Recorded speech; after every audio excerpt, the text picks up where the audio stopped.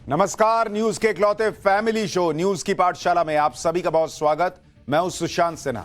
ये वो पाठशाला जहां सबकी क्लास लगती है। और आज कौन कौन सा चैप्टर खोलूंगा, रोज की तरह पहले वो बता दूं। मोदी और ट्रंप की जोड़ी ने मीटर चालू कर दिया है बॉस। चीन, कनाडा, डीप स्टेट, बांग्लादेश के कट्टरपंथी, सबका इलाज शुरू हो गया है। ट्रंप ने पहले ही दिन बांग्लादेश की फाइल भी मंगवा ली है क्या? ट्रंप का वो ऐलान जो भारत में पेट्रोल की कीमत सस्ती कर देगा क्या? आज इसका भी चैप्टर होगा। केजरीवाल ने रामायण का ऐसा ज्ञान सुनाया, बीजेपी ने चौतरफा लंका लगा दी। बीजेपी के चुनावी वादों का पार्ट 2 आ गया है। वो ऐलान जो केजरीवाल को कर देंगे परेशान। क्या दिल्ली की सड़कों पर नवभारत के कैमरे पर पब्लिक ने बताया कि कौन जीत रहा है दिल्ली का चुनाव? आज आपको यह भी दिखाऊंगा। इसके अलावा आईआईटी बाबा का वो कांड जिसने महाकुंभ में सबको शर्मसार कर दिया। आईआईटी बाबा का वो वीडियो आया जिसे देखकर आपको भी शौक लग जाएगा। और मोदी शाह की जोड़ी ने देश के 3 खतरनाक दुश्मनों को कैसे चुपचाप निपटा दिया। गृह मंत्री अमित शाह का वो ऑपरेशन क्लीन जो देश को महासंकट से बचा रहा है, आज उसके बारे में भी बताऊंगा। लेकिन सबसे पहले दिन भर की बड़ी खबरों का रिवीजन, उसके बाद पहला चैप्टर।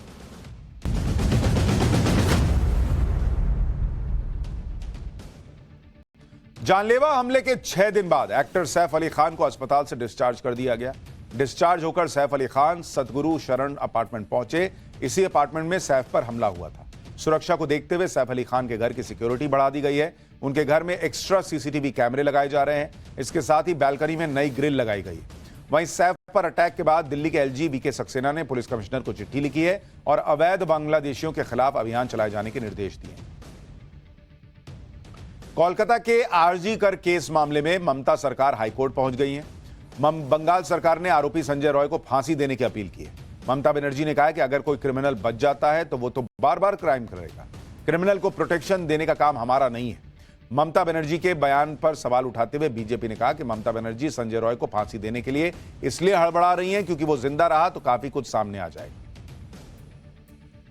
मध्य प्रदेश में वक्फ बोर्ड को हाईकोर्ट से बड़ा झटका लगा है। रीवा में धोखाधड़ी से जमीन हथियाने की कार्रवाई पर रोक लगा दी गई है। मामले की शिकायत पीड़ित मोहम्मद अली ने की थी। याचिका में आरोप लगाया गया था कि सिर्फ रजिस्टर में एंट्री करके वक्फ बोर्ड ने जमीन पर मालिकाना हक घोषित कर दिया था।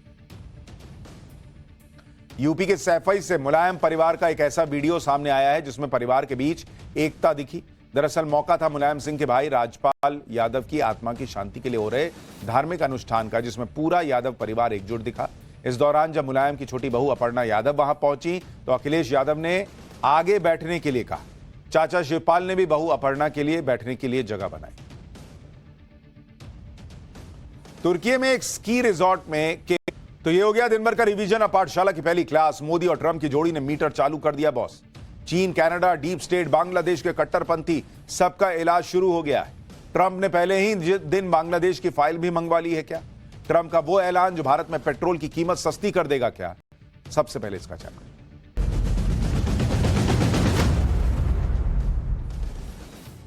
प्रधानमंत्री नरेंद्र मोदी और राष्ट्रपति डोनाल्ड ट्रंप की कुछ बातें तो एक जैसी कॉमन है।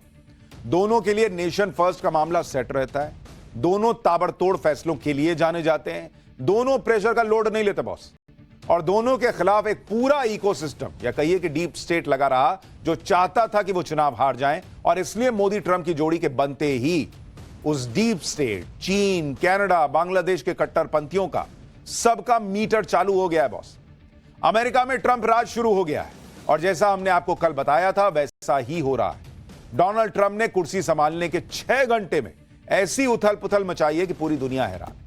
ट्रंप ने कुर्सी पर बैठते ही ताबड़तोड़ फैसलों की लाइन लगा दी। इनमें से कई फैसले ऐसे हैं जिनका सरोकार सीधे भारत से भी है। इसलिए आज आपको इन फैसलों के बारे में विस्तार से जानना चाहिए।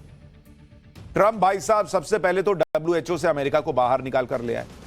आपको याद ही होगा कि कोविड के समय ही ट्रंप ने कह दिया था कि WHO चीन को कुछ बोलने की औकात तो रखता नहीं, तो फिर काहे का WHO है बॉस। इसके बाद पेरिस क्लाइमेट एग्रीमेंट से बाहर होने का ऐलान कर दिया ट्रंप, नहीं रहना है जाओ। बॉर्डर और एनर्जी सेक्टर में इमरजेंसी घोषित कर दी। ट्रंप के इन सभी ताबड़तोड़ और बड़े फैसलों के बारे में आज आपको आगे बताऊं।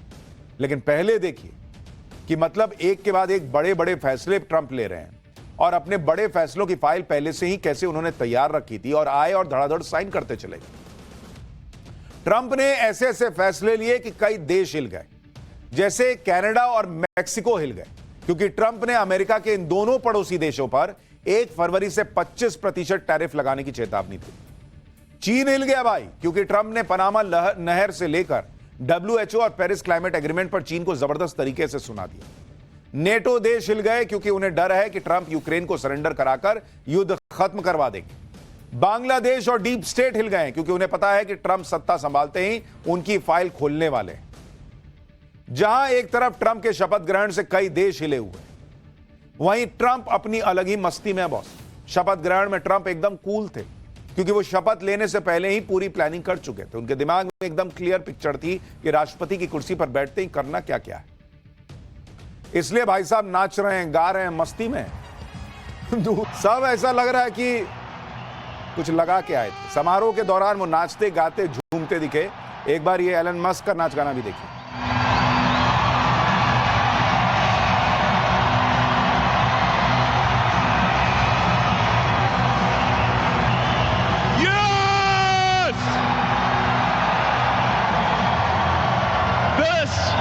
This is what victory feels like. Yeah. एक चीज अच्छी लगती है कि जो मन में है वो सामने है। यहां भारत में क्या है, बहुत दबा दबा के इमोशन रखने पड़ते हैं। हर चीज का एनालिसिस होता है। ऐसे कैसे कर दिए बॉस, ऐसा कैसे कपड़ा पहन लिया, ऐसा कैसे हो गया। वहां खुला चल रहा है। ट्रंप ने शपथ लेते ही 2 नैरेटिव को भी हवा में उड़ा दिया। एक तो क्लियर बता दिया कि दोस्त कौन है, दुश्मन कौन है। भाई ट्रंप ने शपथ लेते ही चीन की क्लास लगा दी। बता दिया कि भले ही शपथ का न्योता दिया था, लेकिन उससे यह मत समझ लेना कि तुम पर कोई नरमी बरतूंगा। दूसरी बात, ट्रंप के शपथ ग्रहण समारोह में एंटी मोदी इकोसिस्टम का वो माहौल भी मिट्टी में मिल गया, जिसमें कहा जा रहा था कि ट्रंप ने तो मोदी को शपथ का न्योता ही नहीं दिया, जबकि चीन के राष्ट्रपति को बुलाया था। आप डोनाल्ड ट्रंप के शपथ ग्रहण समारोह की तस्वीरें देखिए। इस समारोह में भारत के विदेश मंत्री एस जयशंकर फ्रंट रो में बैठे हैं बॉस, फ्रंट रो में। जब ट्रंप मंच पर शपथ ले रहे थे तो उनके ठीक सामने सबसे आगे भारत के विदेश मंत्री एस जयशंकर बैठे हुए थे। जबकि भारत ना तो नेटो देश का सदस्य है, ना ही कोई ऐसा पुराना पश्चिमी देश जिसके अमेरिका से बहुत मजबूत संबंध रहे। फिर भी इस समारोह में जयशंकर को वो जगह दी गई जो प्रोटोकॉल को एक तरीके से साइड करके दी गई। बड़े बड़े देशों के नेता वहां नहीं बैठे थे, जहां अपने भारत के विदेश मंत्री बैठे थे। ट्रंप भारत को अपने करीब और अपने सामने रखना चाहते थे, यह मैसेज दिया गया। कूटनीति में इसी तरह के मैसेज दिए जाते हैं। एस जयशंकर इस समारोह में भारत का प्रतिनिधित्व कर रहे थे। वो पीएम के विशेष दूत बनकर वहां गए थे। उन्हें अहमियत देकर ट्रंप प्रशासन ने क्लियर कर दिया कि भारत उनके एजेंडे में टॉप पर है। आप इस बात को इससे भी समझ सकते हैं कि इस समारोह में जापान के विदेश मंत्री भी मौजूद थे, लेकिन जापान के विदेश मंत्री तीसरी लाइन में बैठे थे बॉस। यही तो आपको समझा रहा हूं। कई लोगों को लगा कि हाँ बैठा दिए पहले रो में तो क्या हो गया। जापान का विदेश मंत्री तीसरी रो में बैठ रहा है, अपने भारत का विदेश मंत्री फ्रंट रो में। मैसेज है ना बॉस। शपथ ग्रहण समारोह के दौरान जब ट्रंप मंच से भाषण दे रहे थे तो भारत के विदेश मंत्री की तरफ भी देख रहे थे, उनसे मुखातिब होकर बोल रहे हो ऐसा लग रहा था। भारत के विदेश मंत्री एस जयशंकर ने जो फोटो शेयर की है, उसमें एक फोटो में ट्रंप उनकी तरफ देख रहे हैं और तस्वीरों को साझा करते हुए जयशंकर ने जो कहा वो भी बहुत है। वॉशिंगटन डीसी में अमेरिका के 47वें राष्ट्रपति के शपथ ग्रहण समारोह में विदेश मंत्री और प्रधानमंत्री मोदी के विशेष दूत के रूप में भारत का प्रतिनिधित्व करने का सौभाग्य मिला। यानी एक तरह से विदेश मंत्री एस जयशंकर ने बता दिया कि वो पीएम मोदी के विशेष दूत के तौर पर वहां गए।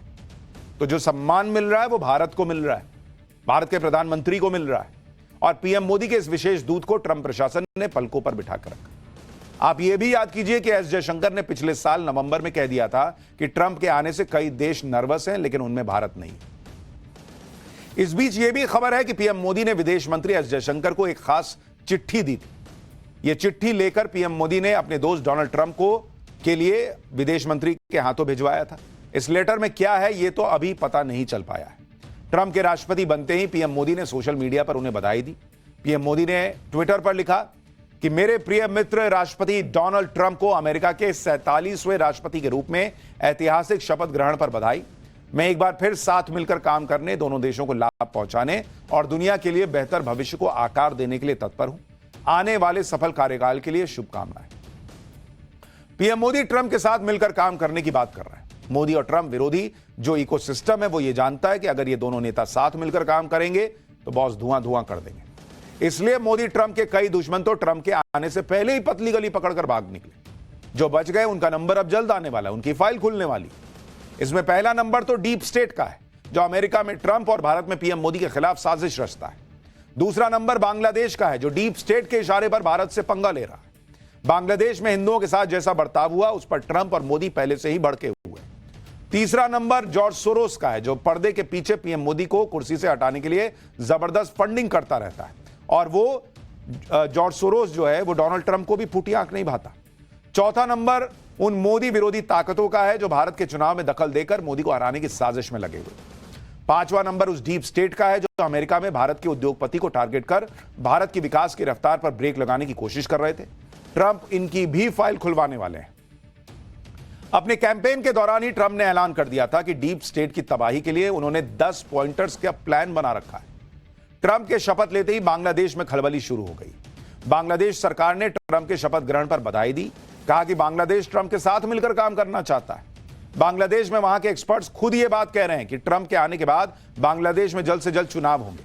शेख हसीना के देश छोड़ने के बाद मोहम्मद यूनुस बांग्लादेश के अंतरिम पीएम है और यूनुस पर चुनाव कराने का दबाव भी बढ़ रहा है। भाई यूनुस के बारे में तो पहले ही कहा गया, ये तो अमेरिका का आदमी था, ये डीप स्टेट का आदमी था, इसको जो बाइडेन ने बैठाया था। तो इसको पता है कि जब बाइडेन अपनी कुर्सी नहीं बचा पाए तो मेरी कुर्सी क्या बचेगी, ट्रंप आएगा धक्का मार के गिरा देगा। अब ट्रंप अमेरिका के राष्ट्रपति बन चुके हैं तो कहा जा रहा है कि मोहम्मद यूनुस की कुर्सी खतरे में, वो कभी भी सत्ता से बेदखल हो सकते हैं। ट्रंप ने शपथ लेने के बाद अपने भाषण में देश से लेकर विदेश तक अमेरिकी पॉलिसी में कई बदलाव लाने की बात कही। जैसे ही ट्रंप ने ऑफिस ज्वाइन किया, अपनी अमेरिका फर्स्ट की नीति को तुरंत अप्लाई कर दिया। ट्रंप ने शपथ लेने के सिर्फ 6 घंटे के अंदर ताबड़तोड़ तरीके से फाइल साइन की। बाइडेन के, पूर्व राष्ट्रपति जो बाइडेन के 78 फैसलों को पहले दिन पलट दिया भाई ने, जिनमें से कई फैसले तो ऐसे थे जिनके बारे में ट्रंप पहले ही हिंट दे चुके थे कि ना बर्दाश्त करूंगा मैं। कुछ फैसले ऐसे भी हैं जिन्हें जानकर हर कोई हैरान रह गया। ऐसा ही एक फैसला वर्ल्ड हेल्थ ऑर्गेनाइजेशन, वो WHO नहीं है, अमेरिका उससे बाहर निकला है WHO से कि नहीं रहना है तुम्हारे साथ, तुम क्या संगठन हो जी बात। और इसके बारे में मैं आपको विस्तार से बताऊंगा कि इस फैसले का क्या मतलब है। लेकिन पहले आपको ट्रंप के कुछ और बड़े फैसलों के बारे में बताता हूं। जैसा कि सबको पहले ही अंदाजा था, ट्रंप ने राष्ट्रपति अमेरिका में कैच एंड रिलीज पॉलिसी को खत्म कर दिया। यह पॉलिसी कहती है कि अवैध प्रवासियों को पकड़कर उन्हें अमेरिका में ही खुला छोड़ दो, वापस उनके देश मत भेजो। ट्रंप का कहना है कि इस पॉलिसी के जरिए बाइडेन प्रशासन ने अमेरिका में अवैध रूप से एंट्री करने वाले अपराधियों को शरण दी है, हटाओ इसको। अवैध प्रवासी समस्या से निपटने के लिए ट्रंप ने अमेरिका मेक्सिको बॉर्डर पर इमरजेंसी लागू करने का आदेश दे दिया। ट्रंप ने कहा कि इस बॉर्डर से अवैध प्रवासी और अपराधी अमेरिका में एंट्री करते हैं।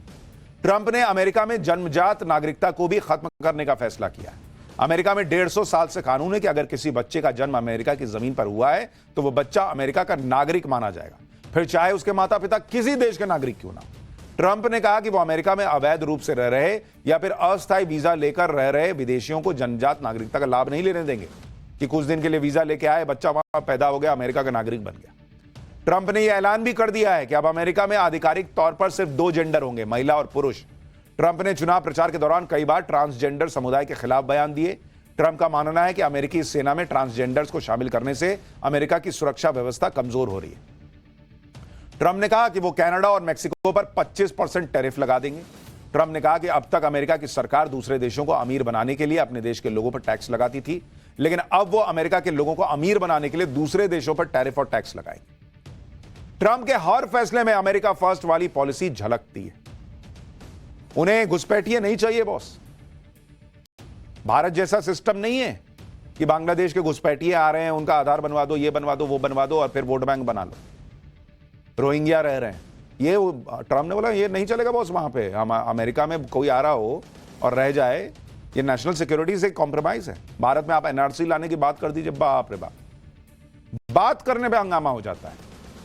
शपथ ग्रहण समारोह के बाद अपने भाषण में राष्ट्रपति ट्रंप ने कहा कि उनका हर फैसला अमेरिका फर्स्ट पर फोकस होगा। एक बार ट्रंप को सुनिए, फिर आपको ट्रंप के उन 3 फैसलों के बारे में बताता हूं जिसने चीन को जबरदस्त तनाव दे दिया। The golden age of America begins right now.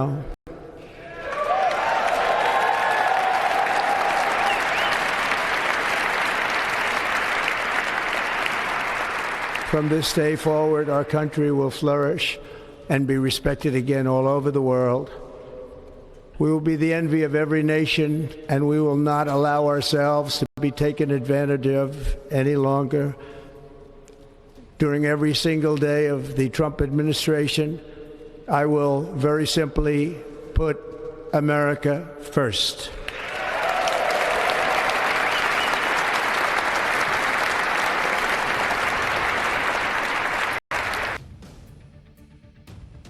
ये तो ट्रंप के वो ऐलान थे जिनमें उनकी अमेरिका फर्स्ट वाली सोच का पता चलता है। लेकिन ट्रंप की एक और नीति है, वो है एंटी चाइना। ट्रंप ने अपने पहले कार्यकाल में भी चीन की दादागिरी की हवा निकालने के लिए कई फैसले लिए थे। अब दूसरी बार राष्ट्रपति बनते ही ट्रंप ने 3 ऐसे बड़े फैसलों का ऐलान किया जो सीधे चीन को टारगेट करते हैं। पहला फैसला, अमेरिका को पेरिस जलवायु समझौते से अलग करना। ट्रंप ने अपने पहले कार्यकाल में भी अमेरिका को इस क्लाइमेट डील से अलग कर दिया था। ट्रंप का मानना है कि एक तरफ तो चीन बेरोक-टोक प्रदूषण फैला रहा है और दूसरी तरफ पेरिस समझौते को मानकर अमेरिका अपने उद्योगों को नुकसान कर रहा है। तो उन्होंने कह दिया कि चीन करेगा तो हम भी करेंगे, हमको मत समझाओ। तो दरअसल पेरिस क्लाइमेट डील की वजह से अमेरिकी तेल कंपनियों को प्रोडक्शन पर कई तरह की पाबंदियां झेलनी पड़ रही, लेकिन ट्रंप ने कह दिया कि भैया अब यह सब नहीं चलेगा। ट्रंप का दूसरा एंटी चाइना फैसला पनामा नहर से जुड़ा हुआ है। ट्रंप ने ऐलान कर दिया है कि अमेरिका पनामा नहर को दोबारा अपने नियंत्रण में ले लेगा। ट्रंप का कहना है कि अमेरिका ने यह नहर गिफ्ट में पनामा को दी थी, लेकिन अब इस नहर पर चीन का कब्जा हो चुका है, जिसकी वजह से इस नहर के इस्तेमाल के लिए अमेरिका से बहुत ज्यादा शुल्क लिया जा रहा है। चीन से अमेरिका के पूर्वी तट को जोड़ने वाली पनामा नहर 1977 तक अमेरिका के नियंत्रण में थी। पनामा नहर का नियंत्रण दोबारा पाने के लिए ट्रंप इतने सीरियस हैं कि इसके लिए सैन्य बल के इस्तेमाल की बात से भी इनकार नहीं कर रहे। आप सोच रहे हैं मतलब चीन को कितने बड़ा चैलेंज वो दे रहे हैं कि अगर सेना इस्तेमाल करनी पड़ेगी तो करेंगे, लेकिन हमारा नहर है, हम पे टैक्स मत लगाओ। चीन को टारगेट करते हुए ट्रंप ने एक और बम फोड़ दिया। ट्रंप ने अमेरिका को विश्व स्वास्थ्य संगठन यानी WHO से बाहर कर निकालने का आदेश जो था उस पर साइन कर दिया। हालांकि ट्रंप 2020 में भी WHO से हटने और उसे अमेरिका से मिलने वाली फंडिंग को रोकने का फैसला ले चुके थे और इसकी प्रक्रिया शुरू हो चुकी थी, लेकिन चुनाव में हारने के बाद उनका यह फैसला लागू नहीं हो पाया। बाइडेन ने जनवरी 2021 में राष्ट्रपति बनते ही इस फैसले पर रोक लगा दी थी, लेकिन ट्रंप ने दोबारा राष्ट्रपति बनते ही अमेरिका के WHO से निकलने की फाइल को साइन कर दिया।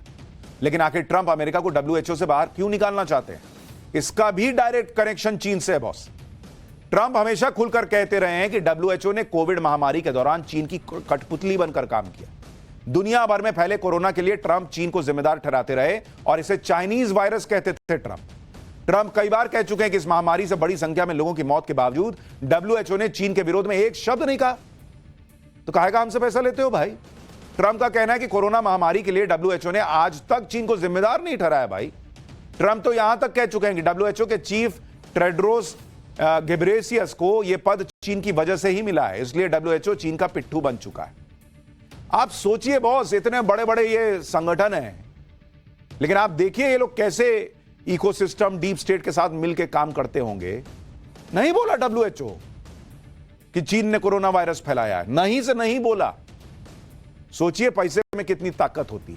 अब ट्रंप ने कहा कि हमसे पैसा ले रहे हो, सारे देशों से पैसा लेके WHO चलता है, बड़े बड़े अधिकारी बैठते हैं, ऐश करते हैं, और उसके बाद तुम चीन को नहीं बोलोगे, हटो हम निकल रहे बाहर। वैसे ट्रंप को इस बात से भी दिक्कत है कि WHO खाता अमेरिका का है, गाता चीन का है। ट्रंप का आरोप है कि कोरोना महामारी के दौरान अमेरिका ने WHO को चीन से 12 गुना ज्यादा पैसा दिया था, इसके बावजूद WHO ने चीन का साथ दिया। ट्रंप ने कहा कि वर्ष 2020 में अमेरिका ने WHO को 3700 करोड़ रुपए दिए, लेकिन 140 करोड़ की आबादी वाले चीन ने सिर्फ 290 करोड़ रुपए दिए। इसके बावजूद कोरोना महामारी के दौरान WHO ने चीन का बचाव किया। इससे ट्रंप तब भी गुस्से में थे और अब भी गुस्से में। जरा सुनिए ट्रंप ने क्या कहा है। So we paid $500 million to World Health when I was here, and I terminated it. China with 1.4 billion people. We have 350 to pay. We have, nobody knows what we have because so many people came in illegally, but let's say we have 325. They had 1.4 billion. They were paying 39 million. We were paying 500 million. Seemed a little unfair to me. The World Health Organization has become nothing more than a corrupt globalist scam paid for by the United States but owned and controlled by China. When the China virus reached our shores 3 years ago, the World Health Organization disgracefully covered the tracks of the Chinese Communist Party every single step of the way. For this reason, it was my great honor to terminate America's relationship with the World Health Organization. Trump का एक हिसाब clear है, भाई को जो सही लगता है वो करते हैं। दुनिया क्या बोलेगी, दुनिया में क्या होगा, उनको फर्क नहीं पड़ता।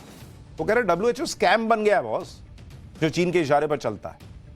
ट्रंप दोबारा सत्ता संभालते ही चीन को लपेटे में ले रहे हैं। तो ट्रंप के तेवर देखकर चीन के राष्ट्रपति शी जिनपिंग की बेचैनी बढ़ गई। ट्रंप के ऐलान और बयानों के बाद चीन के राष्ट्रपति शी जिनपिंग ने रूस के राष्ट्रपति पुतिन को वीडियो कॉल किया। वीडियो कॉल पर दोनों के बीच 35 मिनट बातचीत हुई है। दोनों के बीच हुई बातचीत के केंद्र में ट्रंप ही थे। मुद्दा यह था कि अब ट्रंप के अमेरिकी राष्ट्रपति बनने के बाद अमेरिका से कैसे डील करना है और एशिया में अपनी पकड़ को कैसे मजबूत करना है। इसके लिए पुतिन और जिनपिंग ने रणनीतिक साझेदारी को मजबूत करने पर भी बात की। डोनाल्ड ट्रंप ने सत्ता संभालते ही जो बड़े फैसले किए हैं उसमें से एक फैसला तो ऐसा है जिसका असर पूरी दुनिया पर होने वाला है। दरअसल ट्रंप ने शपथ लेने के साथ ही ड्रिल बेबी ड्रिल का एक अभियान छेड़ दिया।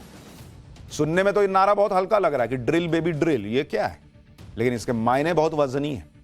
आसान शब्दों में ड्रिल बेबी ड्रिल का मतलब है कि ज्यादा से ज्यादा ड्रिलिंग करके अमेरिका के पेट्रोलियम और गैस के भंडार को भर देना।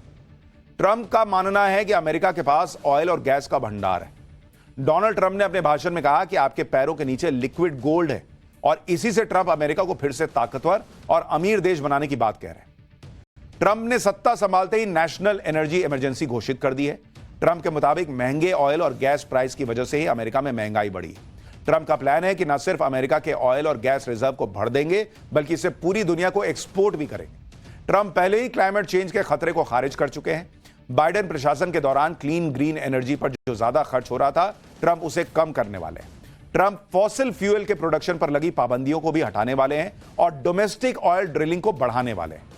अब आप सोच रहे होंगे कि अगर ट्रंप अपने यहां तेल और गैस के भंडार को बढ़ाना चाहते हैं तो उससे टेंशन क्या है, दिक्कत क्या है, इससे दुनिया और भारत पर क्या असर पड़ेगा? आप पेट्रोल भराने जाएंगे तो आपको दिक्कत होगी या फायदा होगा? सब बताता हूं। अब यह समझिए कि ट्रंप के ऐलान से भारत को कैसे फायदा होगा। दरअसल अमेरिका अगर ज्यादा तेल का प्रोडक्शन करेगा तो वही चाहेगा कि ज्यादा से ज्यादा देश इसे खरीदे। भाई सारा तेल खुद तो कंज्यूम करेगा नहीं तो बेचेगा। अगर अमेरिका अपना प्रोडक्शन बढ़ाएगा, ज्यादा पेट्रोल निकालेगा, गैस निकालेगा, तो इससे मार्केट में ज्यादा सप्लाई होगी। ज्यादा सप्लाई होगी तो दाम को लेकर कंपटीशन बढ़ेगा और दाम पेट्रोल के कम होंगे। इससे उन देशों को काफी फायदा होगा जो बड़े पैमाने पर तेल खरीदते हैं, जिसमें भारत दुनिया में तीसरे नंबर पर आता है। और भारत का फंडा क्लियर है कि जो देश उसे सस्ता तेल देगा उससे खरीद लेंगे। भारत उन चुनिंदा देशों में से है जिनकी सबसे बनती है। खाड़ी के देश भी भारत के साथ हैं, रूस भी भारत के साथ है, अमेरिका भी भारत को बड़ा मार्केट मानता है। ऐसे में भारत के हाथ में 2 लड्डू नहीं 3 लड्डू, वो रूस से भी खरीद सकता है, अमेरिका से भी और मिडिल ईस्ट से भी। भारत के पास अमेरिका के रूप में भी एक ऑप्शन तैयार हो जाएगा। क्रूड ऑयल के मामले में अमेरिका पहले से ही भारत का 5वां सबसे बड़ा सप्लायर है। अमेरिका सस्ते दाम पर तेल बेचेगा तो भारत क्यों नहीं खरीदेगा भाई? इसलिए मोदी सरकार में पेट्रोलियम मंत्री हरदीप पुरी ने इसके संकेत दिए हैं कि आने वाले वक्त में भारत अमेरिका से ऑयल की खरीद को और बढ़ा सकता है। मोदी सरकार इसलिए भी रिलैक्स है क्योंकि भारत ने अपने सप्लायर्स की संख्या 27 से बढ़ाकर 39 ऑलरेडी कर रखी है। यूक्रेन युद्ध के दौरान भी मोदी सरकार ने रूस से सस्ता तेल खरीदकर भारत में पेट्रोल डीजल के दाम पर लगाम लगाए रखी। ट्रंप के ड्रिल बेबी ड्रिल कैंपेन पर बयान देते हुए पेट्रोलियम मंत्री हरदीप पुरी ने अमेरिका, ब्राजील, गुयाना, सूरीनाम और कनाडा से अधिक तेल आने का जिक्र करने के साथ कीमतों में गिरावट का संकेत भी दे दिया। भाई नरेंद्र मोदी का भी फंडा क्लियर है, भारत फर्स्ट, जो सस्ता देगा उससे लेंगे। मैंने कुछ हफ्ते पहले ही पेट्रोलियम मंत्री हरदीप पुरी जी के साथ एक पॉडकास्ट किया था, उनका इंटरव्यू किया था। उसमें हरदीप पुरी ने कहा था कि भारत ने रूस से सस्ता तेल खरीदकर पूरी दुनिया को महंगाई से बचाया था। और उन्होंने यह भी कहा था कि आने वाले वक्त में अमेरिका भी कहेगा कि हमसे तेल खरीदो। और उस वक्त खुद अमेरिका चाहता था कि रूस से तेल खरीदो वरना महंगाई इतनी बढ़ जाएगी कि अमेरिका भी बाप बाप करेगा। सुनिए पेट्रोलियम मंत्री हरदीप पुरी ने क्या बताया था। सर एक चीज बड़ी इंटरेस्टिंग और बताइए, ये जो आप लोगों ने रशिया से तेल लिया, ये कैसे किया? क्योंकि इतना विदेशियों ने ज्ञान दिया कि अरे ये क्या कर रहा है। पहले मैं आपको बता दूं कि मेरे जो नेता है उनके तो प्रेशर वाली कोई वायरिंग है नहीं, और क्योंकि हम उनके लिए काम करते हैं हम भी कॉन्फिडेंट रहते हैं हमारी वायरिंग। मैं आपको कहता हूं पूरे विश्वास से, एक सॉलिटरी इंस्टेंस के अलावा मुझे कभी किसी ने प्रेशर में डालने की कोशिश नहीं की। और जो अमेरिका के चीफ नेगोशिएटर थे इन चीज़ों के, मैं उनका नाम नहीं लूंगा पर आप समझ जाओगे, उन्होंने मेरे को बड़े स्पष्ट तरीके से बोला कि देखो ऐसा है, हमें आपका रशिया से ज़्यादा क्रूड खरीदने में हमें कोई प्रॉब्लम नहीं है, हम सिर्फ यही कहेंगे उसको सस्ता खरीदो। और उन्होंने प्राइस कैप लगाया। और मेरे जैसा आदमी जिसको कहे कि आप खरीदो और सस्ता खरीदो, तो सस्ता खरीदने में तो that is music to my ears. तो हमने उसका भी फायदा उठा के थोड़े से डिस्काउंट ज़रा किए कि हम नहीं और ले सकते क्योंकि वो प्राइस कैप में आता है। मेरे को एक यूरोपियन एक चीज, अमेरिका खुद चाहता था कि भारत और वो सस्ता इसलिए चाहते थे क्योंकि रशिया 13 मिलियन बैरल एक दिन में प्रोड्यूस करता है। अगर रशिया से सारे लोग बंद कर देते तो वो 13 मिलियन बैरल की शॉर्टफॉल कहाँ से आती है? सऊदी अरब से, एमिरेट से। तो तेल का जो बैरल, क्रूड ऑयल का बैरल एक है, वो $250 पे चला जाता है। तो we have done them a favour. Bharat ने क्योंकि रूस से तेज किया, हमने ग्लोबल इन्फ्लेशन को कंट्रोल किया और हमने बाकी लोगों की प्रॉब्लम सॉल्व की। हम $20 बिलियन का एनर्जी खरीदते हैं अमेरिका से।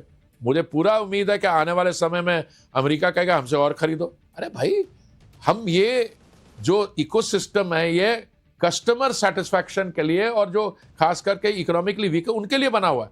अगर आजकल हमें, अभी ईरान का oil is not on the market, पर अगर कल वो आ जाता है, वेनेजुएलन ऑयल आ जाता है, अभी तो ये सब सैंक्शनड है, और भी ऑयल आएगा, तो जहां से सस्ता मिलेगा वहां से लेंगे। नरेंद्र मोदी सरकार में पेट्रोलियम मंत्री हरदीप पुरी खुल के कह रहे हैं जहां से सस्ता मिलेगा भारत वहां से खरीदेगा। ट्रम्प कह रहे हैं ड्रिल बेबी ड्रिल, हम भी कह रहे हैं ड्रिल करो भाई, हमको सस्ता दो, हमारे यहां पेट्रोल और सस्ता मिलेगा। पाठशाला में अब अगली क्लास। केजरीवाल ने रामायण का ऐसा ज्ञान सुनाया, बीजेपी ने चौतरफा लंका लगा दी। बीजेपी के चुनावी वादों का पार्ट 2 आ गया है, वो ऐलान जो केजरीवाल को परेशान कर देंगे क्या? दिल्ली की सड़कों पर नव भारत के कैमरे पर पब्लिक ने क्या बताया, कौन जीत रहा है दिल्ली का चुनाव, अब इसका चैप्टर।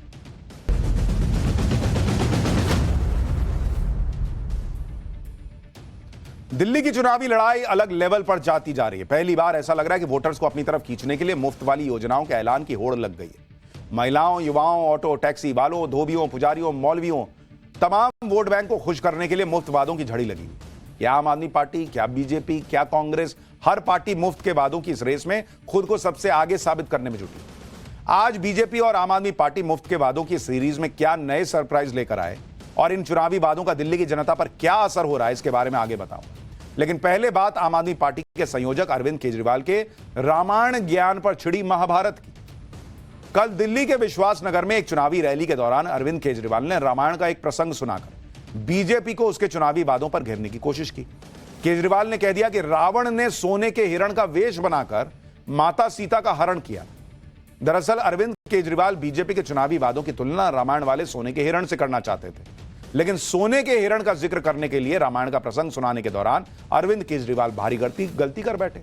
इसके बाद बीजेपी ने उनके बयान को सनातन और भगवान राम का अपमान बताया। केजरीवाल के बयान पर बीजेपी ने क्या कहा वो आगे बताएंगे। पहले रामायण पर केजरीवाल का जो ज्ञान था, जो बयान था, सुनिए क्यों महाभारत छिड़ गई। तो एक दिन रामचंद्र जी खाने का इंतजाम करने जंगल में गए।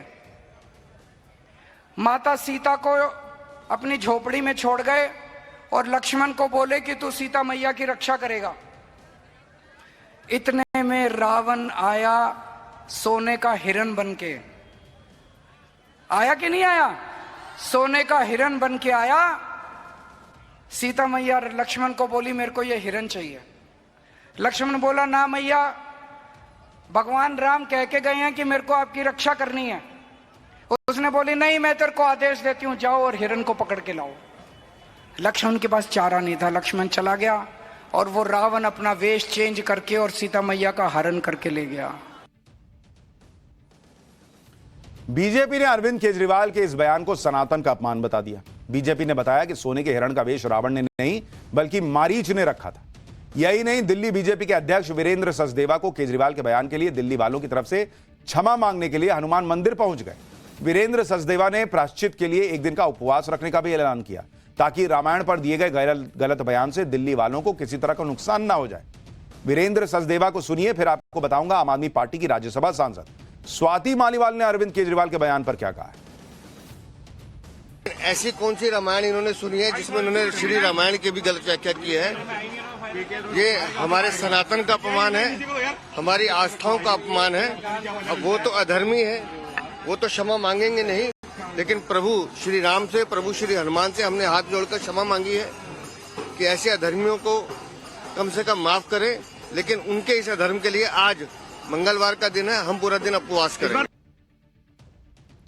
आम आदमी पार्टी की राज्यसभा सांसद और दिल्ली महिला आयोग की पूर्व अध्यक्ष स्वाति मालीवाल ने भी अरविंद केजरीवाल के बयान पर हैरानी जताई।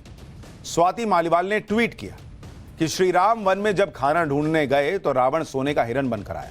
यह कौन सी रामायण में लिखा है भाई अरविंद केजरीवाल जी?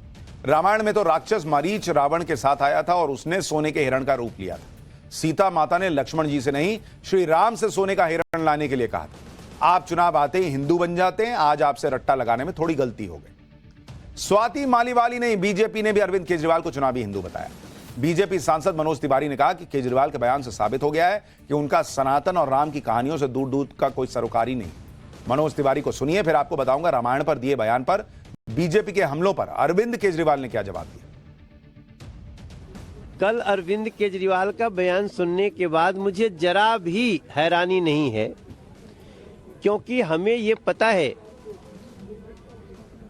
कि अरविंद केजरीवाल चुनाव में चुनावी हिंदू बनने की कोशिश करते हैं। कल अरविंद केजरीवाल का पोल पट्टी मां शारदा ने साक्षात आकर के खोल दिया है। कहते हैं ना कि विनाश काले विपरीत बुद्धि।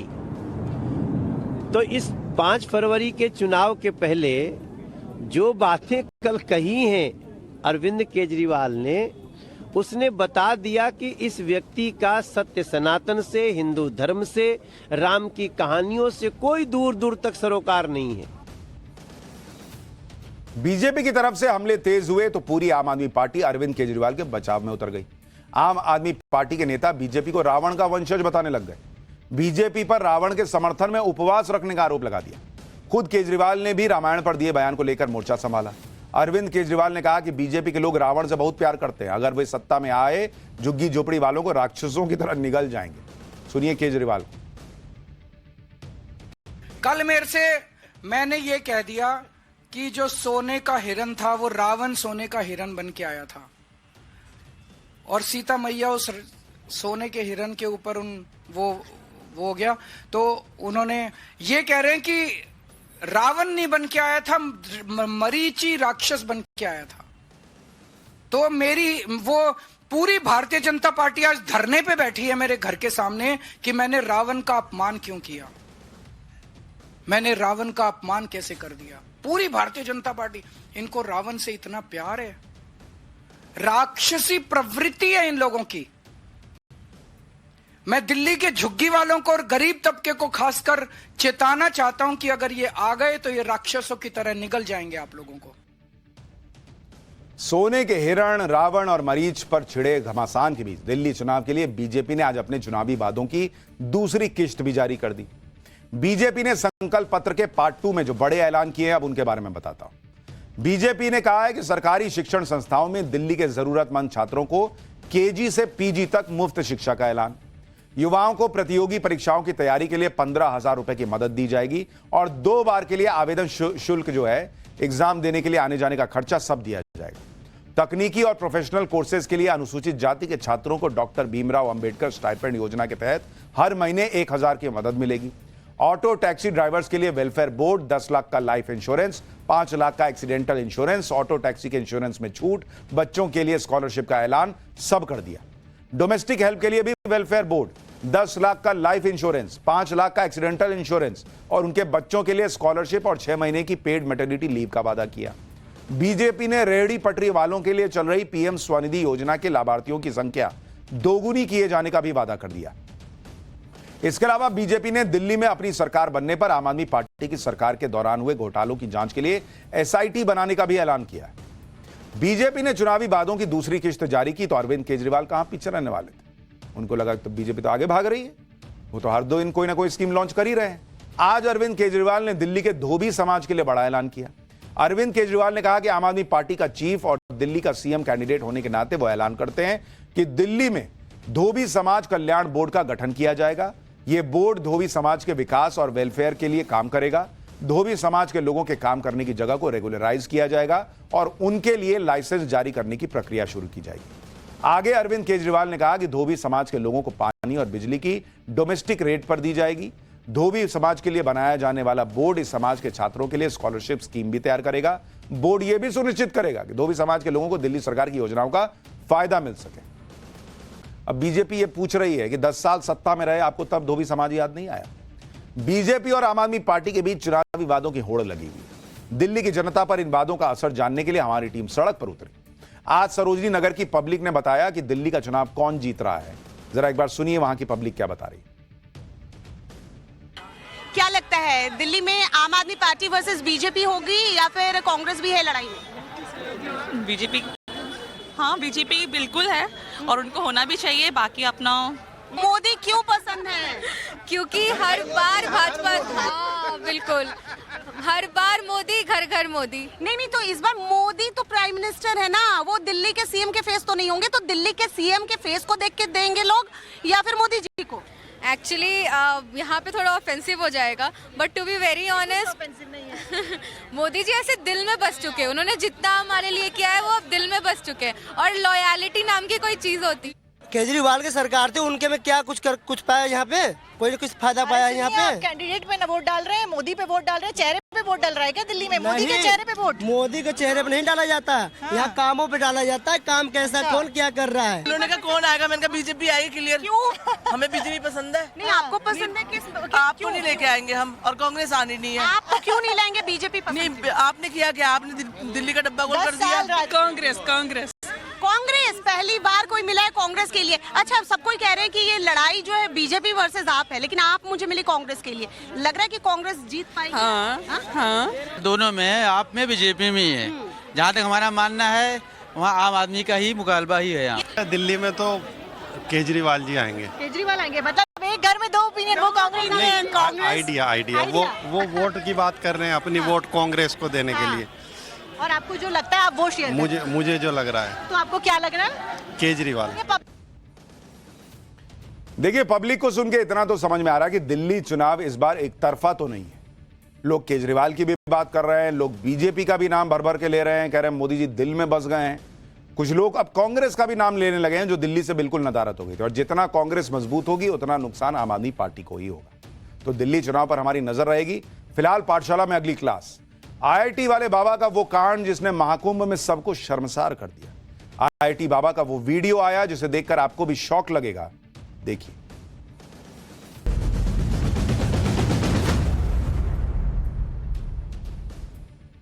एक 144 साल के बाद तीर्थ नगरी प्रयागराज में महाकुंभ का आयोजन हो रहा है। यह वो पल है जिसके लिए इस देश में साधु संतों की पीढ़ियों ने इंतजार किया। महाकुंभ ही सनातन का वो संगम है जिसके जरिए आज के युवाओं को सनातन की शक्ति के दर्शन होते हैं। महाकुंभ के जरिए ही आज की पीढ़ी अपनी सभ्यता, संस्कृति, परंपराओं को जानने और जीने का मौका देख पा रही है। महाकुंभ में साधु संतों बिना मौका गवाए गौतम अडानी जैसे बड़े उद्योगपति महाकुंभ में सेवा करके पुण्य कमा रहे हैं, और वो भी बिना किसी लाइमलाइट में आए। कि गौतम अडानी गए थे महाकुंभ, वहां पर उन्होंने दर्शन किए, उन्होंने वहां पर सेवा की है। ये है महाकुंभ की वैल्यू। बहुत बड़े बड़े उद्योगपति अपना काम छोड़ के महाकुंभ में जा रहे हैं। और जिस महाकुंभ में सनातन की बात होनी चाहिए थी, वहां क्या चल रहा है? वायरल बाबा है। और वो वायरल बाबा भी आज की डेट में ऐसी ऐसी बातें बोल रहे हैं कि वो सनातन को डैमेज कर रहे हैं। भाई, महाकुंभ में पिछले 9 दिनों से ऐसे कई कथित बाबा और साध्वी घूम रहे हैं जो हर दिन एक नया विवाद खड़ा कर देते हैं, महाकुंभ में सारा फोकस शिफ्ट कर देते हैं। ऐसे लोगों के बारे में आज बातचीत जरूरी है। इसमें एक नाम आईआईटी बाबा के नाम से वायरल अभय सिंह का है, जिन्हें शुरू में इस देश के लोगों ने बहुत प्यार और सम्मान दिया। लेकिन आईआईटी बाबा की पोल पट्टी खुलने लगी है। वो अब ऐसे ऐसी बातें कर रहे हैं जिसका कोई सिर पैर किसी को नहीं समझ में आ रहा। भाई, सबसे पहले इन्हीं आईआईटी वाले बाबा की बात कर लेता हूं, जिनको महाकुंभ शुरू होने से पहले दुनिया अभय सिंह के नाम से जानती थी, लेकिन महाकुंभ में आते ही इन्होंने अपनी पहचान आईआईटी बाबा के तौर पर बनाई। महाकुंभ की शुरुआत में जब मेले की भव्यता, अखाड़ों की पेशवाई, नागा साधुओं के रहस्यों और सनातन की बात हो रही थी, तब ये आईआईटी वाले बाबा खूब सुर्खियां बटोर रहे थे। सोशल मीडिया पे वायरल हुए, लोगों ने इनके कुछ बयान सुने, लोगों ने कहा गजब बाबा है, बहुत अच्छी बात बोलते हैं।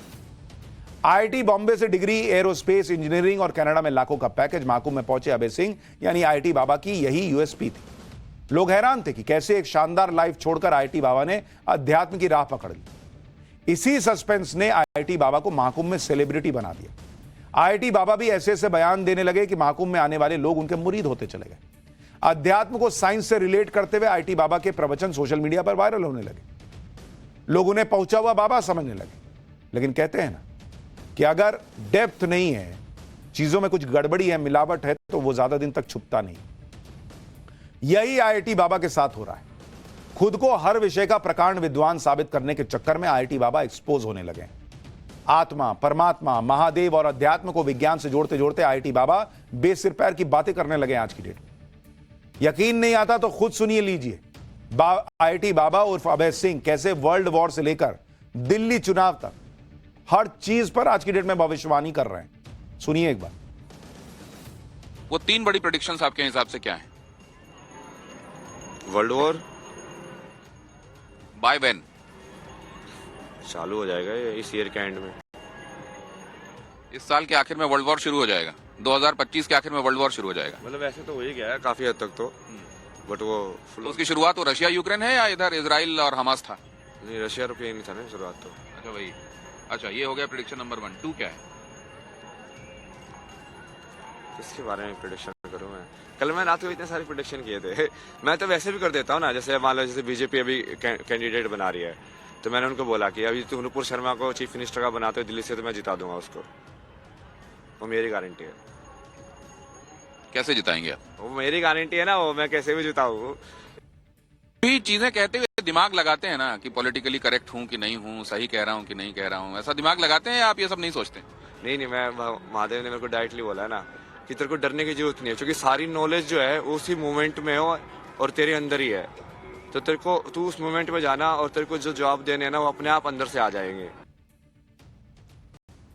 आईआईटी बाबा बार बार दावा कर रहे हैं कि महादेव उनसे सब बुला रहे हैं। वो कह रहे हैं इस साल के अंत में 3rd वर्ल्ड वॉर हो जाएगा। दिल्ली में उन्होंने पता नहीं बीजेपी में किसको कह दिया कि नुपुर शर्मा को टिकट दो तो मैं चुनाव जितवा दूंगा। यानी जो बातें वो कह रहे हैं अब उसमें लोगों को संदेह होने लगा है कि बॉस सही कह भी रहे हैं या नहीं। और सिर्फ बातें ही क्यों, आईआईटी बाबा की बॉडी लैंग्वेज, उनके चेहरे पर बेवजह की हंसी और आंखों में अजब गजब मूवमेंट भी नोटिस किया जाने लगा। उनकी ऐसी ही बातों और हरकतों का रहस्य समझ में आते ही शायद जूना अखाड़े ने भी उनसे कन्नी काटी। शुरुआत में अभय सिंह की इसी मनोदशा और बॉडी लैंग्वेज को जूना अखाड़े के जो सन्यासी अध्यात्म की उच्च अवस्था मान रहे थे, अब वही अभय सिंह को महाकुंभ से निकल लेने का आदेश दे रहे हैं। पहले जो लोग आईआईटी बाबा की बातों को ज्ञान का सागर बता रहे थे, वही लोग कह रहे हैं कि आईआईटी बाबा का तो मानसिक संतुलन गड़बड़ है। नवभारत से बातचीत में आईआईटी बाबा क्लेम कर रहे हैं कि उनका महादेव से सीधा कनेक्शन है। वो कह रहे हैं कि उन्होंने बैठे बैठे T20 वर्ल्ड कप में टीम इंडिया को चैंपियन बनवाया था। वो कह रहे हैं कि भारतीय ग्रैंड मास्टर डी गुकेश जो शतरंज के वर्ल्ड चैंपियन बने हैं, वो भी आईआईटी बाबा के चमत्कार से बने। मतलब वो हर चीज का क्रेडिट ले रहे हैं कि वर्ल्ड कप मैंने जितवाया, मैंने यहां से बोला कि हार्दिक को गेंदबाजी दो, गुकेश को मैंने जितवा दिया, चेस चैंपियन बनवा दिया वर्ल्ड का। आप सुनिए आईआईटी बाबा की बातें, हर कोई सुनकर हैरान है कि कहां इनका लेवल यहां रख रहे थे, कैसी कैसी बातें कर रहे हैं। सुनिए जरा। मैं उन लोगों को चूज करता ना जो भगवान को बेसिकली जो बाद में ग्रेटफुल भी हो। इसलिए गुकेश का मैंने जानबूझ के वैसा था ना कि जो स्टार्टिंग में उसमें जो वैली वाला वो जीता था, चैलेंजर वाला, तब भी मैंने पूरी सीरीज देखी थी। उस टाइम पे मैं हिमाचल में धर्मशाला जा रहा था, तो सुबह सुबह टैक्सी के अंदर बता रहा था, मैं कहा देखो इसको जिता दिया चैलेंजर वाला। फिर बाद में जब उसका मेन कंपटीशन हुआ तो उसके अंदर भी सारे मैचों आराम से बैठ के उसको लाइक समझवा करके स्ट्रेटेजी बना के कि हाँ इसको कैसे देखना है। वो विजुअलाइजेशन है ना, ये तो ऋषिकेश में भी सिखाया था मैंने कि उसको चेस को तुम बहुत ज्यादा अलग अलग तरीके से देख सकते हो। तो आप गुकेश को मिले हुए हैं? नहीं। अच्छा, उससे वैसे सिग्नल्स के जरिए आपने बोला तो उसने थैंक गॉड बाद में। क्रिकेट देखते हैं आप? हाँ देखा था मैंने बीच में, इनको थोड़ा बहुत ऐसे जिताया भी था, बट एक क्रिकेटर वही है थोड़ा। आप जिता देते हैं यहाँ बैठ के? हाँ, ये T20 वर्ल्ड कप में भी किया था ना मैंने समय में। मैं उसको बार बार बोल रहा हूँ यार हार्दिक को बोल दे भाई, हार्दिक को बोल दे भाई, दे ही ले रहा है वो। लोग कह रहे हैं आईआईटी बाबा को कि भाई हार्दिक को बोल दे, ये तो आधा भारत कह रहा था। वायरल होने के बाद आईआईटी बाबा लगातार इंटरव्यू देने लगे, लेकिन जब आईआईटी बाबा से सवाल होते हैं तो उनके चेहरे पर आते जाते भावों को देखिए। वो जिस तरह आंखें बंद करते हैं, सवालों के दौरान अपनी माला के साथ जो हरकतें करते हैं, ये सब भी लोगों के चर्चा का विषय बन रहा है कि ये क्या नॉर्मल है। अब तो उनकी ऐसी हरकतों से ज्यादा उनके बयान वायरल हो रहे हैं। सुनिए, जब हमारे रिपोर्टर ने उन्हें महाकुंभ का एक श्लोक सुनाया तो आईआईटी बाबा ने क्या ज्ञान दिया। महाकुंभ और इसके बाद आप क्या करने वाले हैं, जो क्या दिखाई दे रहा है आपको?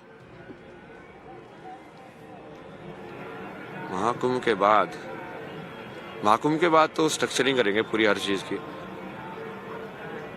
माइन्यूटली हर एक जो चीज़ जो ऑलरेडी एग्जिस्ट कर रही है उसका डिटेल मैप, जैसे मैंने एक बार ये ऐसे विजुअलाइजेशन किया था ना कि तुम हर एक विलेज का भी पूरा एनर्जी के हिसाब से बना सकते हो कि उसकी ज्योग्राफी कैसे है, तो उसका पूरा प्लानिंग कैसे होनी चाहिए, घर कैसे होनी चाहिए, यहाँ पे किस टाइप की खेती होनी चाहिए, कैसे एनवायरनमेंट में लाइक वो घर का आर्किटेक्चर भी किस टाइप का होना चाहिए। प्रैक्टिकल है वो? हाँ, वो मैंने माइंड में मैंने बहुत सारी चीज़ें करी हुई ना। ये जब मैं ऋषिकेश में था तो बहुत करता था, जैसे पूरा माइंड के अंदर ये वर्ल्ड का मैप बना के कि हाँ अच्छा ये कंट्री ऐसे ऐसे कलर कोड करके कि अच्छा इसको ऐसे हिलाएंगे, ये ऐसा होगा, ये ऐसे होगा, ऐसे होगा। ये जो कहा जाता है कि मेष राशि गते जीवे मकरे चंद्र भास्करौ अमावस्या तदा योगा कुंभाख्य तीर्थ नायके, तो ये महाकुंभ के संदर्भ में ये इसका मतलब क्या है? तीर्थराज इसका एग्जैक्ट मतलब तो नहीं पता मेरे को, उसको आप साउंड फिर से बताओगे तो वो साउंड के हिसाब से बता दूंगा। यह है आईटी बाबा का ज्ञान, जिसे वो बड़े अहंकार के साथ पेश करते हैं। मतलब आप उनको सुनिए तो वो अपने आप को भगवान साबित करने में लगेंगे। मैं बैठ के सोच के विजुअलाइज करके सब यहीं से कर देता हूं। पुरानी कहावत है कि अज्जल गगरी छलकत जाए, और यही आईटी बाबा के साथ हो रहा है। मुझे दिक्कत नहीं है, आईटी बाबा जो करना चाहें करें। मुझे दिक्कत इस बात से है कि वो सनातन की पहचान बनते जा रहे हैं, वो वायरल हो रहे हैं। जो लोग सनातन को नहीं जानते, साधु संतों के तप को नहीं जानते, वो सनातन की ताकत को नहीं जानते, वो ऐसी ऐसी बातें सुनकर सोचेंगे कि यही सनातन है, और कई लोग सनातन से कटने लगेंगे। कई लोग सोचेंगे साधु संतों के कठिन तप का ये परिणाम है। ये दिक्कत है मुझे कि जहां चर्चा होनी चाहिए थी महाकुंभ में सनातन की ताकत पर, हिंदू धर्म की ताकत पर, साधु संतों के गौरवशाली इतिहास और उनके वर्तमान पर, वहां कुछ लोग वायरल होकर सारा फोकस ले लिए। क्यों?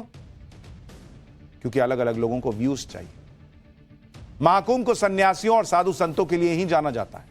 अब सोशल मीडिया का जमाना है तो अजब गजब बाबा ज्यादा वायरल हो रहे हैं। लेकिन कुछ व्यूज और सब्सक्राइबर बढ़ाने के लिए महाकुंभ को कुछ लोगों ने जैसे बाजार बना दिया। कांटे वाले बाबा को ही ले लीजिए। एक महिला यूट्यूबर और कुछ लोगों की भीड़ ने कांटे वाले बाबा के साथ बदसलूकी कर दी, जिसका वीडियो सोशल मीडिया पर वायरल हो रहा है। लड़की की बातें सुनकर कांटे वाले बाबा के आंसू तक निकल आए। ये लड़की लगातार कांटे वाले बाबा को ढोंगी करार देती रही और आसपास मौजूद भीड़ कांटे वाले बाबा से सबूत मांगती रही।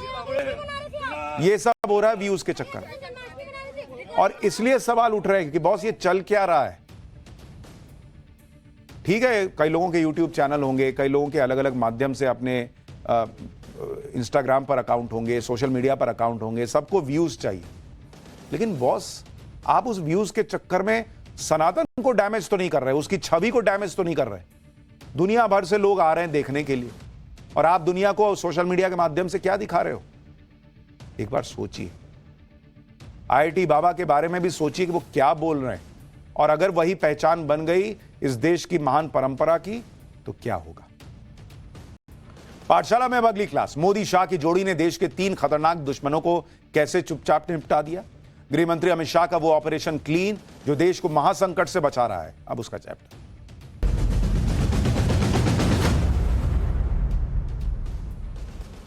दुनिया में इस समय अमेरिकी राष्ट्रपति ट्रंप की चर्चा हो रही है और देश में दिल्ली चुनाव और महाकुंभ की। लेकिन इसके बीच में पीएम मोदी और गृह मंत्री अमित शाह की जोड़ी ने ऐसा काम किया है जो बहुत जरूरी था इस देश के लिए।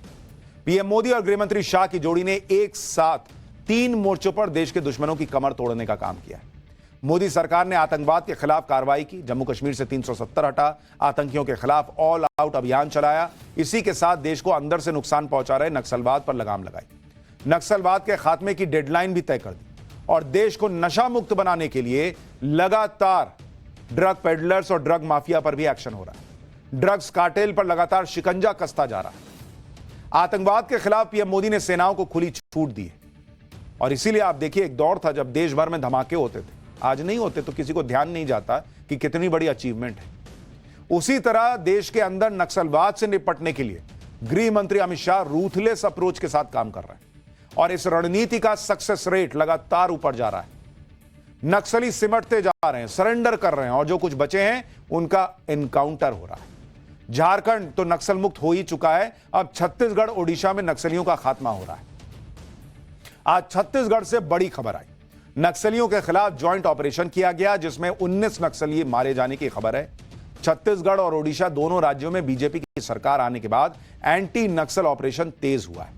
अमित शाह तो बाकायदा ऐलान कर चुके हैं कि 31 मार्च 2026 तक देश से नक्सलवाद खत्म हो जाएगा। आज जो नक्सली मारे गए वो कितने खूंखार थे, कितने बड़े इनामी नक्सली थे, ये भी बताऊंगा, लेकिन पहले अमित शाह को सुनिए। 31/3/2026 के दिन को नक्सलवाद को इस देश से आखिरी सलाम करने का समय सुनिश्चित कर दिया गया है। मैं विश्वास दिलाता हूं। गृह मंत्री अमित शाह जो कह रहे हैं वो हवा में नहीं कह रहे। आप देखिए कि किस तरह से नक्सलवाद के खिलाफ ऑपरेशन हो रहा है। छत्तीसगढ़ के गरियाबंद जिले में रविवार से ही नक्सलियों के खिलाफ ऑपरेशन चल रहा है और इस ऑपरेशन में अब तक करीब 20 नक्सलियों की मौत हो चुकी है। मारे गए सभी नक्सलियों की डेड बॉडी मिल चुकी है। मारे गए नक्सलियों में 1 करोड़ का इनामी नक्सली भी शामिल है। 1 करोड़ का इनामी, वो भी मार दिया गया, ठोक दिया गया। यह ऑपरेशन अभी भी जारी है। मारे गए नक्सलियों की संख्या बढ़ सकती है क्योंकि सुरक्षा बलों ने करीब 60 नक्सलियों को घेर रखा है। जिस इलाके में यह ऑपरेशन चल रहा है वो छत्तीसगढ़ और ओडिशा का बॉर्डर है। खबरें तो यह भी आ रही हैं कि सभी 60 नक्सली मारे गए। हालांकि अभी तक सुरक्षा बलों ने इसकी पुष्टि नहीं की, लेकिन जितना डिप्लॉयमेंट है और जिस तरह से हाईटेक तरीके से ऑपरेशन चल रहा है उससे नक्सलियों का बच पाना मुश्किल है। ऑपरेशन में न सिर्फ नक्सली मारे जा रहे हैं बल्कि उनका पूरा इंफ्रास्ट्रक्चर तबाह किया जा रहा है। सुनिए एनकाउंटर पर छत्तीसगढ़ के मुख्यमंत्री ने क्या बताया है, फिर मुठभेड़ में मारे गए खूंखार नक्सली कमांडर जयराम के बारे में बताऊंगा कि क्या भयानक चीज था ये। माओवादियों के साथ हमारे सुरक्षा बलों का मुठभेड़ हुई है और अभी तक 1 दर्जन से अधिक माओवादियों के मारे जाने की सूचना मिली है और 1 हफ्ते के अंदर ही ये 2 बड़ी मुठभेड़ नक्सलियों के साथ हुई है और हमारे जवानों को भारी सफलता मिली है। इस ऑपरेशन में टॉप नक्सली कमांडर जयराम चलपति भी मारा गया है। यह तस्वीर जयराम चलपति की है जो मुठभेड़ में मारा गया। इसका मारा जाना एक बड़ी कामयाबी है क्योंकि जयराम चलपति टॉप नक्सली कमांडर था। यह छत्तीसगढ़ के युवाओं का ब्रेन वॉश करता था और नक्सली ब्रेन बनने की ट्रेनिंग देता था। जयराम चलपति पर 1 करोड़ रुपए का इनाम था। इसके बारे में विस्तार से सुनिए क्या था यह आदमी। जयराम नक्सलियों की सेंट्रल कमेटी का सदस्य था। सुरक्षा बलों पर कई हमलों का मास्टरमाइंड था। छत्तीसगढ़ और ओडिशा में जयराम का प्रभाव था। पिछले 30 साल से नक्सली संगठन में एक्टिव था। खूंखार नक्सली हिडमा का गुरु था। जयराम हिडमा 2010 में 76 सीआरपीएफ जवानों की हत्या का मास्टरमाइंड था। जयराम ने कई नक्सली कमांडरों की भर्ती की थी। नक्सलियों को छत्तीसगढ़ से ओडिशा भेजता था। जयराम के मारे जाने से हिडमा को बड़ा झटका लगा है। हिडमा अभी भी फरार है, लेकिन वो कब तक भागेगा? जिस हिसाब से नक्सलियों पर एक्शन हो रहा है, उम्मीद है कि हिडमा भी जल्दी ही मारा जाएगा। छत्तीसगढ़ के सीएम भी कह रहे हैं कि नक्सलियों को मार्च 2026 से पहले खत्म कर दिया जाएगा। आपको बताता हूं कि नक्सलियों के खिलाफ इतना बड़ा ऑपरेशन कैसे किया गया। दरअसल गरियाबंद में जो एनकाउंटर हुआ वो कुछ छोटा मोटा ऑपरेशन नहीं है। बहुत बड़े पैमाने पर यह ऑपरेशन हो रहा है और इसकी शुरुआत कैसे हुई वो समझिए। सुरक्षा बलों को नक्सलियों के मूवमेंट की खुफिया जानकारी मिली। नक्सलियों की सीक्रेट बैठक के बारे में पता चला। इसके बाद सीआरपीएफ, छत्तीसगढ़ और ओडिशा के सुरक्षा अधिकारियों ने बॉर्डर पर ज्वाइंट ऑपरेशन शुरू किया। करीब 1000 जवानों ने जंगल में घेराबंदी शुरू की और डेरा डाल दिया। ऑपरेशन में सीआरपीएफ की 5 टीमें, छत्तीसगढ़ पुलिस की 3 टीम और ओडिशा की 2 टीम शामिल हुई। सुरक्षा बलों ने 15 से 20 किलोमीटर इलाके को घेरा। ड्रोन से नक्सलियों की निगरानी शुरू की। कहां छुपोगे, ऊपर से देख रहे हैं। सर्च ऑपरेशन के दौरान नक्सलियों ने फायरिंग शुरू कर दी। सुरक्षा बलों ने 60 नक्सलियों को घेर लिया। 20 नक्सली मारे गए हैं। नक्सली 3 किलोमीटर के अंदर सिमट कर रह गए। नक्सलवाद, जिसे लेफ्ट विंग एक्सट्रीमिज्म भी कहते हैं, वो अब देश में बहुत कम इलाके तक सिमट कर रह गया।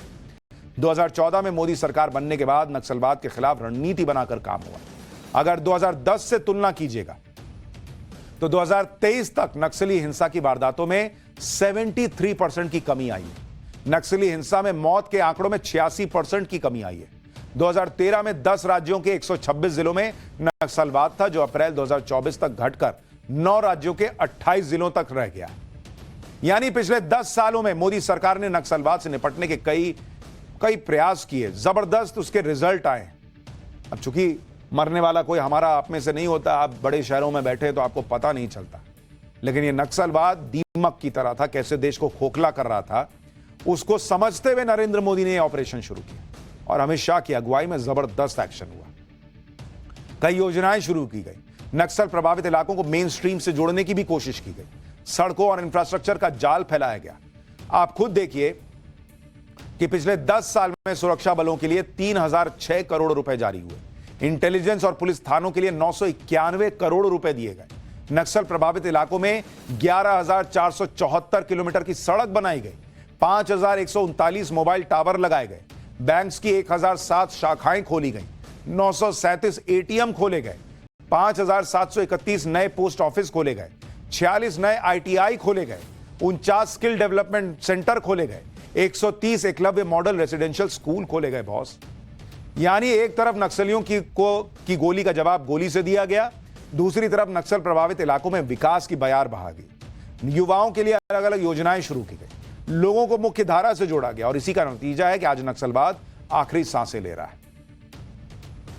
फिलहाल हम एक छोटे से ब्रेक के लिए रुक रहे हैं। ब्रेक के बाद आपको दिखाऊंगा कहां अचानक धरती हिलने से कोहराम मच गया।